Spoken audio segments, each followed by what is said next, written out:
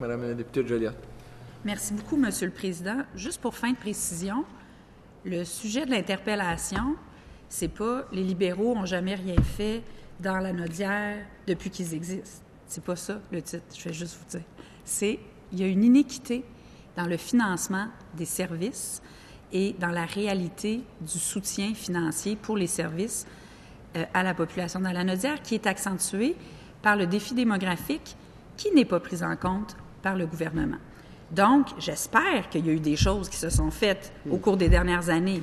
J'espère qu'il n'y a pas des choses qui se sont faites partout au Québec, mais pas dans la Nodière. Parce que oui, un gouvernement doit gouverner, puis un gouvernement, malgré toutes les compressions qu'il fait, bien, il faut qu'il y ait un minimum de choses qui continuent à aller de l'avant parce qu'il y a une population qui attend des services.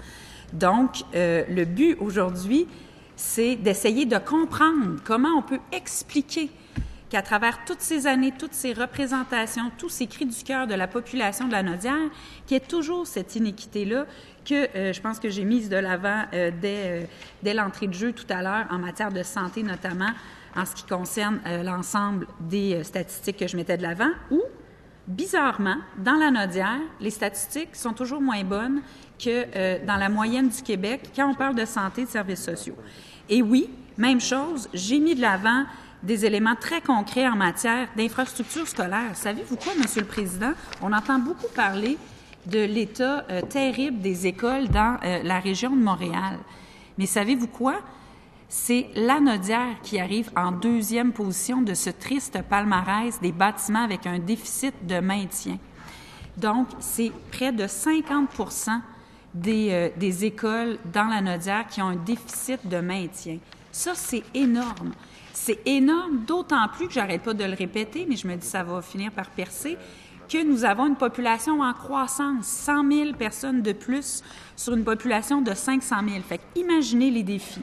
Alors, on attend des nouvelles pour l'école de Saint-Charles-Borromée, où depuis des années, les enfants doivent aller à une autre école qui est à 15-20 minutes de distance, où les familles sont séparées.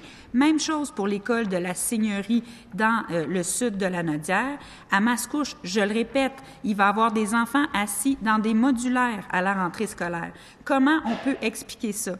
Juste dans le nord de la Nodière, on estime que les besoins sont de 68 millions. Ça, c'est juste pour le nord de la Nodière. L'annonce la semaine dernière, 35 millions pour juste 4,5 % du budget, alors qu'on représente 6 % de la population. J'aimerais ça comprendre comment ça se fait qu'on n'a même pas le droit, alors qu'on devrait avoir un rattrapage énorme à cause de toutes ces années où il n'y a pas eu de financement, comment ça se fait qu'on n'a même pas le droit au moins à un budget d'investissement en éducation équivalent à notre population. Un autre exemple, là, je vais venir aux services sociaux. La situation, elle est très difficile parce que oui, nous avons beaucoup d'enfants et donc nous avons beaucoup d'enfants qui ont un trouble du spectre de l'autisme ou une déficience intellectuelle et c'est un enjeu très important. Et qu'est-ce qu'on voit? Je vous donne un exemple.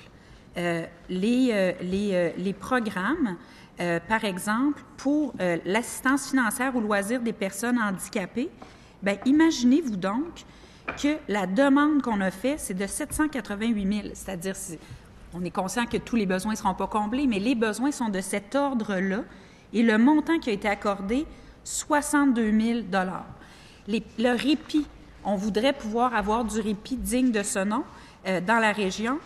Eh bien, je dois vous dire que ce sont des dizaines et des dizaines d'enfants et de familles qui sont en attente pour l'ensemble des services de répit, que ce soit les répits de Gaby, que ce soit la maison Clémentine. On n'arrive pas à répondre à la demande et ça, c'est une urgence parce que non, on ne veut pas sacrifier nos